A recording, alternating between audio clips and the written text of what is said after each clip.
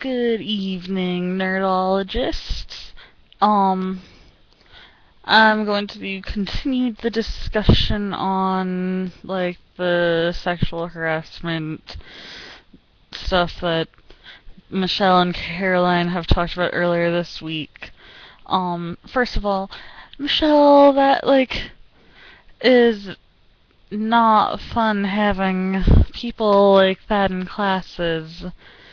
I know, I've had people in classes who just say really stupid and annoying things, but, for the most part, it's not, not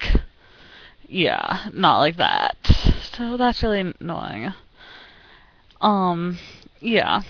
So, when you were talking about this, when you were talking about it, my first thought was, I wonder if there's anything, in the DSM that would, mention anything about that at all. So, grabbed my DSM. It's all tabbed and stuff for class because that's what we do.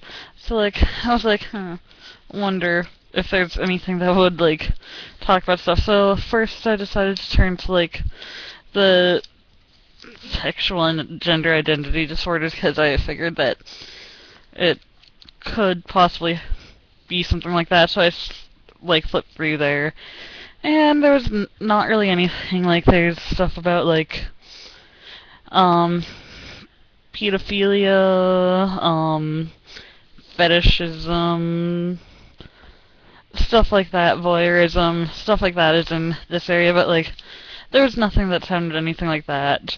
And then so I decided to look in the other conditions that maybe a focus of clinical attention, and looking through there, there's a V code for sexual abuse of a child and then also of an adult, but other than that, there's nothing in DSM that would say there's anything wrong with them unless they actually act out physically thought on the thoughts or stuff. You get what I'm trying to say? I think it makes sense, but I don't know. Maybe that's just me. So, psychologically, at this point at least, there's nothing wrong with him. But that doesn't mean that it's okay. It's definitely not okay. I thought it was kind of interesting, I also decided I'd look through I decided to search on my school's website, see what the policy was, see if it had anything about non-physical sexual harassment. But maybe I was just looking at the wrong spot because I didn't see anything about it. So I don't know.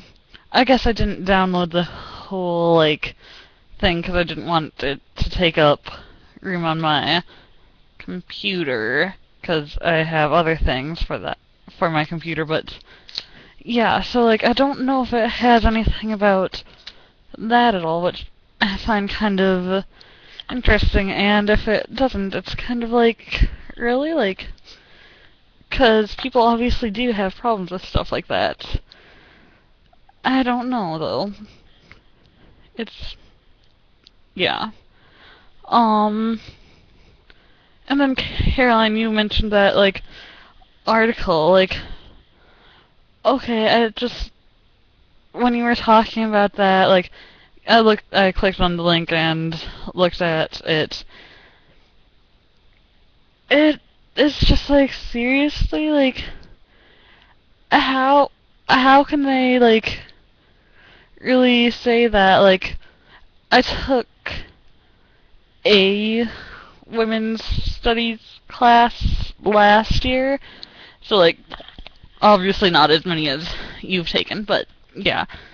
And one thing we talked about was that we talked about the rape culture and stuff, and how basically there's a lot of victim blaming that people do, and then like half the time like people won't even say if something happens because like they don't want the people to like yeah, you basically stuff that you said.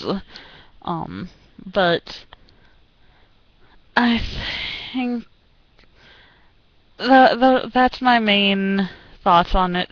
I tried Googling it a little. There wasn't much information on, like, specifically, like, non-physical sexual harassment. Every time I tried Googling that, I'd get non-sexual physical harassment and stuff. I don't know.